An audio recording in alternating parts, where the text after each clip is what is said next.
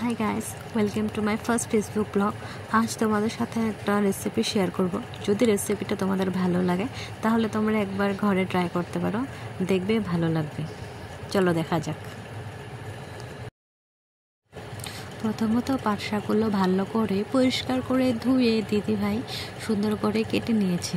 দেখো দিদিভাই কি সুন্দর করে কুচি কুচি করে কাটছে। আর রেসিপিটার নাম হলো ডাল দিয়ে পাট শাক। রেসিপিটার নাম হলো ডাল দিয়ে পাট শাক। তার জন্য ডাল সিদ্ধ করে রাখা হলো। আর একদিকে অমলেট দিয়ে তরকারি, তার জন্য টমেটো পেঁয়াজ লঙ্কা কেটে নেওয়া হলো। এর মধ্যে আমরা সকালের খাবারটুকু খেয়ে নিলাম। তারপর দিদি একটা একটা করে অমলেটগুলো ভেজে নিল। আর অমলেটগুলো ভেজে সুন্দর করে টুকরো টুকরো করে কেটেও নিল। তারপর তরকারির জন্য সুন্দর করে আলুগুলো খোসা ছাড়াচ্ছে। আলুটা আগে থেকে বয়েল করা হয়েছিল, বয়েল করে টুকরো টুকরো করে কেটে নিয়েছে। তারপর মশলা যেমনি কাঁচা লঙ্কা, রসুন, পেঁয়াজ, জিরার গুঁড়ো, লঙ্কার গুঁড়ো দিয়ে সুন্দর করে একটা সুন্দর পেস্ট বানিয়ে নিল দিদিভাই। পেস্টটা খুব সুন্দর হয়েছে দেখতে। তারপর সুন্দর করে অল্প কড়াইয়ে তেল দিয়ে আলুগুলো লাল লাল করে ভেজে নেবে।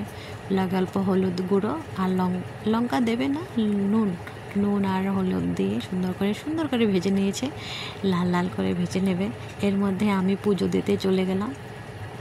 বাসার ফুল, আমাদের সবগুলো বাসার ফুল আজ না হলো 15টার মতো ফুল ফুটেছে, 15টা ফুল ফুটেছে।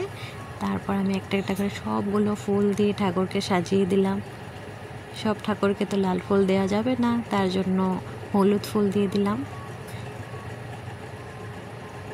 তারপর প্রদীপ জ্বালিয়ে ধূপ জ্বালিয়ে পুজোটা আমি সেরে ফেললাম। পুজো সেরে তারপর আমি চলে গেলাম আবার দিদির কাছে রান্নাঘরে। দিদির আলু ভাজা হয়ে গেল, লাল লাল করে আলু ভাজা হয়ে গেল। তারপর মশলা কষিয়ে সুন্দর করে আলুটাকে ছেড়ে দিল। আলুগুলো ভালো করে কষানো হয়ে গেল।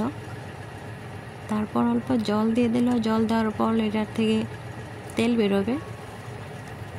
তেল বের হওয়ার পর এটাতে জল দিয়ে দিল। জল দেওয়ার পর অল্প ঝোলটা জাল হওয়ার পর একটা একটা করে সব অমলেট ঝোলে দিয়ে দিল। দেখো কত অমলেট, বাপরে বাপ কত অমলেট করেছে দিদিভাই। তারপর সবগুলো ছেড়ে দিল আর ঝোলটা আস্তে আস্তে আস্তে আস্তে হলো। ঝোলটা হয়ে গেল প্রায়। তারপর দেখো আমার টিকটিকি কেমন টিকটিক করছে। আর টিকটিকি। তারপর ডালগুলো ভেজে নিয়েছে। ডালগুলো ভেজে নিলে একটা খুবই খেতে ভীষণই টেস্টি হয়। তো ডালগুলো ভেজে শাকগুলো ভেজে নিয়েছে। শাকগুলো ভেজে নেওয়ার পর হলুদ লবণ দিয়ে সুন্দর করে ভেজে তারপর শাকগুলো ভাজা হয়ে গেল। ডাল আর শাক একলগে রেখে দিয়েছে। তারপর রসুনগুলো ফোড়নের জন্য রেডি করেছে। তারপর করে অল্প তেল দিয়ে শুকনো লঙ্কাগুলো শাকের লগে খাওয়ার জন্য বানিয়েছে।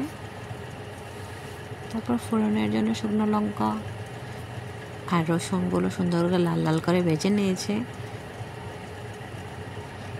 লাল লাল করে শুকনো লঙ্কা ভেজে দেওয়ার পর ডালগুলো আর শাকগুলো দিয়ে দিয়েছে। এটা হতে হতে বাইরে দেখো কত বৃষ্টি। আমাদের এখানে প্রচুর বৃষ্টি হয়েছে। বৃষ্টির মধ্যেই রান্না হচ্ছে। রান্না প্রায় শেষের দিকে। আমাদের শাকও প্রায় হয়ে এসেছে। দেখো কত সুন্দর লাগছে দেখতে। আর একদিকে দেখো দিদির আজ কচুর বাটা খেতে খুবই মন গিয়েছে, মনে চাইছে খাবে। তার জন্য কচুটাকে দেখো কি করছে। কচুটাকে সুন্দর করে বেটে নিয়েছে। কচুর বাটা প্রায় হয়ে গিয়েছে, অল্প বাকি। তারপর অল্প নুন দিয়েছে। খেতে কিন্তু ভীষণ টেস্টি হয়েছে কচুর বাটাটা। আমাদের কচুর বাটাও শেষ আর আমার ব্লগও শেষ। Tata, bye bye.